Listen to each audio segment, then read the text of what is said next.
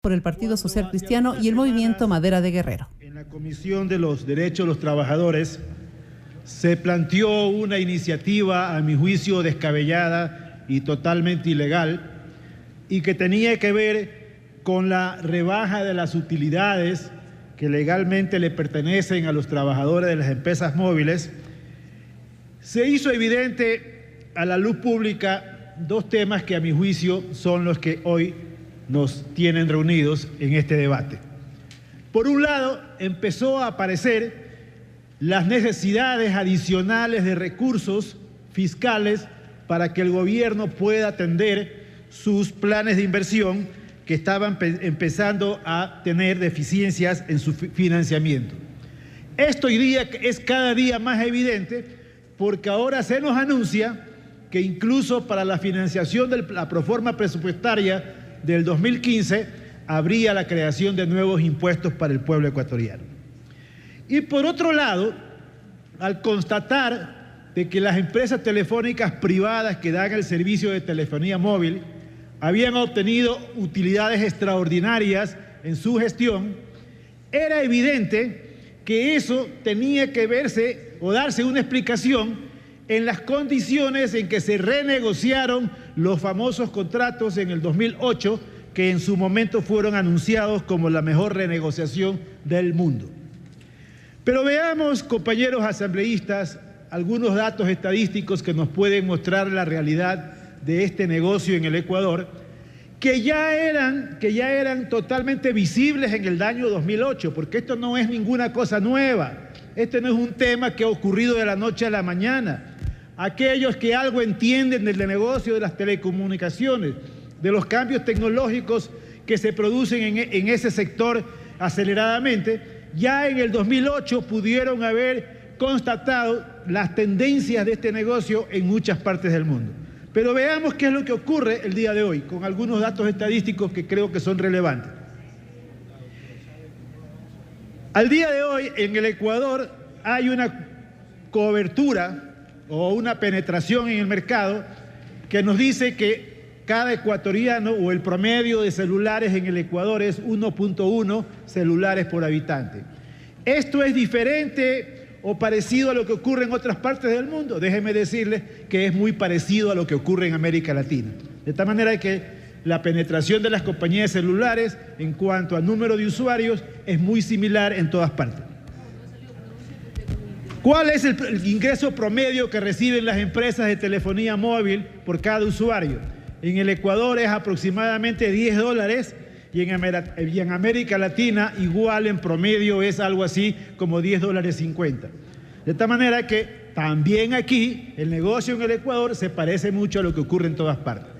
Déjenme decirles además, como dato curioso, que en el Ecuador la mayoría de las personas que reciben el denominado bono de la pobreza tienen un teléfono celular. Es decir, que aquellos ciudadanos estarían pagando aproximadamente el 20% de lo que reciben en el bono a una empresa de telefonía móvil.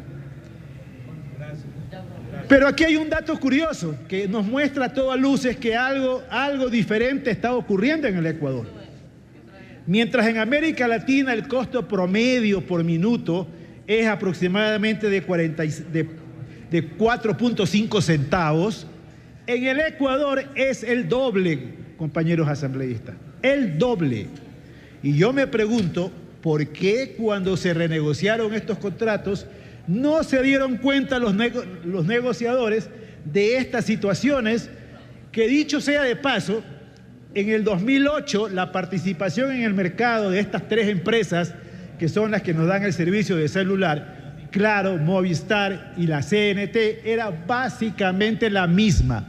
Aquí no se ha producido ningún cambio dramático en los últimos años. De tal manera que esto ya se sabía en el 2008 y sin embargo no se renegoció el contrato en los mejores términos para los intereses del Estado y sobre todo para los intereses de los usuarios.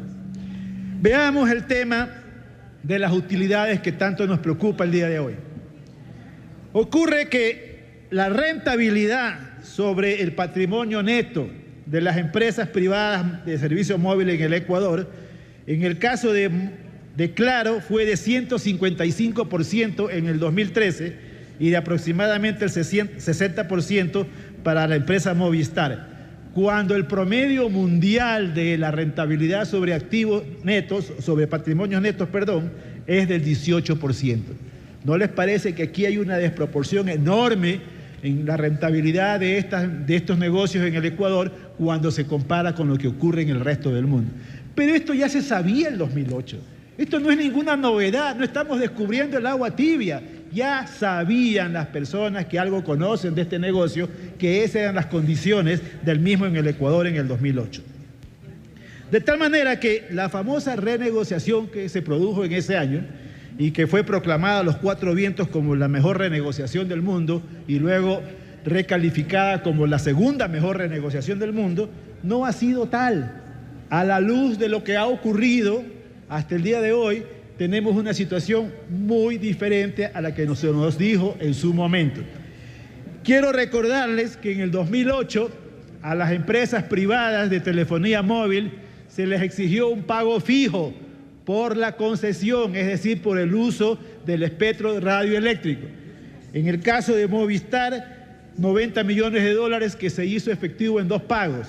Y en el caso de Claro, aproximadamente 290 millones de dólares, así mismo que se hizo efectivo en un solo pago. Nótese la diferencia de los montos que estas dos empresas pagaron. Evidentemente, esto refleja la proporcionalidad que cada una tenía en la penetración del mercado en ese entonces. Pero además hay valores variables que se pagan en función de los ingresos anuales que reciben estas empresas.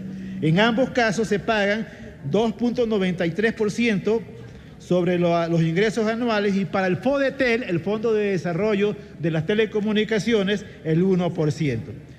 ¿Cuál es el resultado neto de lo que ha ocurrido al momento desde el punto de vista de los intereses del Estado?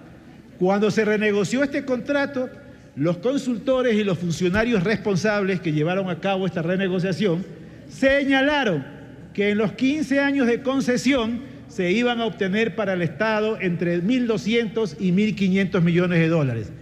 Bueno, déjenme decirles que las empresas Claro y Movistar a la fecha, por utilidades extraordinarias, han tenido 2.200 millones de dólares aproximadamente.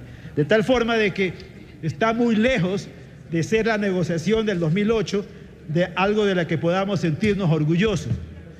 Y por el contrario, ahí debemos examinar la raíz de los problemas que hoy día nos ocupan. Escuchaba con atención al sociólogo Bustamante cuando hablaba de la existencia de los mercados monopólicos y nos recordaba el pensamiento de los grandes economistas clásicos del siglo XVIII. Bueno, yo quisiera añadir a esas reflexiones de que la perversidad más grande que tiene la existencia de mercados monopólicos u oligopólicos es precisamente que se produce una grave distorsión en el mercado que consiste en que el precio para el usuario de cualquier servicio aumenta, es mayor que el que pudiera hacer en un mercado de competencia perfecta, pero además la cantidad de servicio que consume tiende a disminuir. Entonces, ese es realmente el problema. No son los ingresos del Estado, es el perjuicio que recibe el consumidor, es el que tenemos que velar como Estado a través de los organismos de supervisión y control. Por lo tanto, como esto es un asunto que se sabe, cualquiera que haya estudiado algo de economía sabe que esta es la consecuencia perversa de los mercados monopólicos. ¿Qué es lo que hacen los Estados para controlar los monopolios? Bueno, en primer lugar, controlar los precios de los servicios. En el Ecuador no se ha hecho eso, por eso es que aquí pagamos el doble que se paga en América Latina. En segundo lugar, se permite la entrada de nuevos actores para precisamente que se incremente la competencia. ¿Qué ha ocurrido en el Ecuador? El nuevo actor que ya existía en el 2008 es la compañía estatal CNT, que resulta, a la luz de las cifras de su gestión, una empresa muy ineficiente que no ayuda para nada a la regulación de precios que debe haber en un mercado. Entonces, ahí hay otro tema que debería preocuparnos a todos. Llamar a esta gente de CNT a que nos explique cómo es posible, teniendo la mayor cantidad del espectro radioeléctrico, teniendo alrededor de 8.000 empleados, y habiendo hecho inversiones cuantiosas en los últimos años, apenas hayan mantenido la participación del mercado del 3%. Concluyó su tiempo, asambleísta. Que ya tenían en el 2008. Finalmente, solamente quisiera referirme al tema de la Superintendencia de Telecomunicaciones, señalando de que más allá de los aspectos jurídicos y constitucionales que los colegas ya han señalado, es necesario que en un mercado tan complejo como el de las telecomunicaciones tengamos un organismo de control totalmente independiente y sobre todo de alto nivel técnico para que controle más que nada los intereses de los usuarios. Gracias, señora presidenta.